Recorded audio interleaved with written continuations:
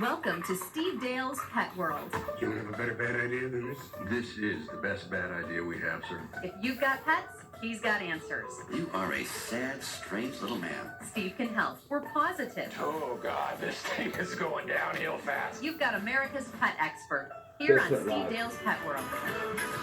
Whenever you're ready.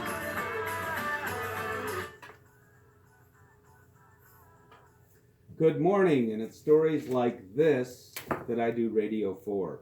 But I wish I didn't have to. I was in Colombia, actually, speaking at a conference when Tommy, you reached out and contacted me. I had no idea being out of the country.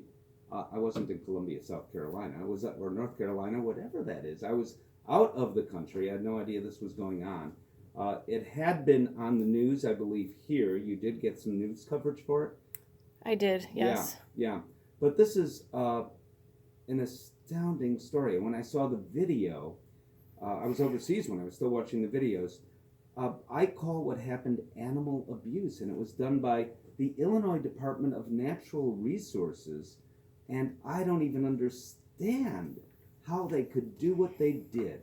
So let's explain what this is about. You have, not as pets, you had 4 coyotes.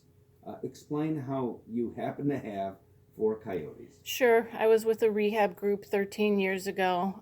Someone found pups and had dropped them off at a animal shelter. The animal investigator had brought them to our group because we handled wildlife. They were dying. They had been bottle fed by someone for some time. We stepped in and continued to feed them. After about another month or so, our vets deemed them unreleasable because they were very tame and way too used to people already. So it was then that I got my USDA exhibitor's license, which is the same licensing that zoos have. It allows you to keep animals and exhibit them to the public.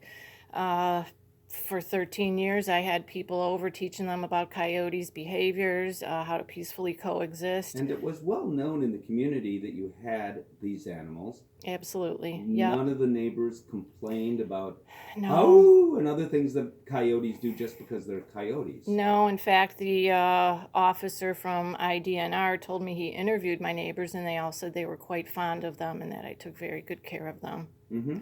So, Yeah. and there was no question about the care either at all. No question And about there were the care. inspections over the years, I imagine. There were yearly inspections by the USDA veterinarians checking on their health, their enclosures, the way I was feeding them, checking to see that I had my own vet there. At least once a year, these inspections occurred on a surprise basis, and I passed with no violations ever. In addition to that, you had Illinois licenses, the appropriate ones? I did. I had DNR contacted me in 2011. That's the Department of Natural Resources. Correct, yeah, and they told me I needed to start purchasing one of their licenses. And you did. I did, yeah. So things were going along just fine, and then one morning, I guess? One morning, 7 a.m., I was woken up by loud banging on my doors, people yelling my first name, Tommy, so I walked outside to see multiple vehicles and 6 armed officers, both from Illinois Department of Natural Resources and Cook County Animal Control, and they said, "We're taking your coyotes now." And the first thing I said was, "Wait, I have licensing, let me get it, let me show you." The IDNR officer said, "We're taking all your paperwork too." I was thrown into total shock and despair.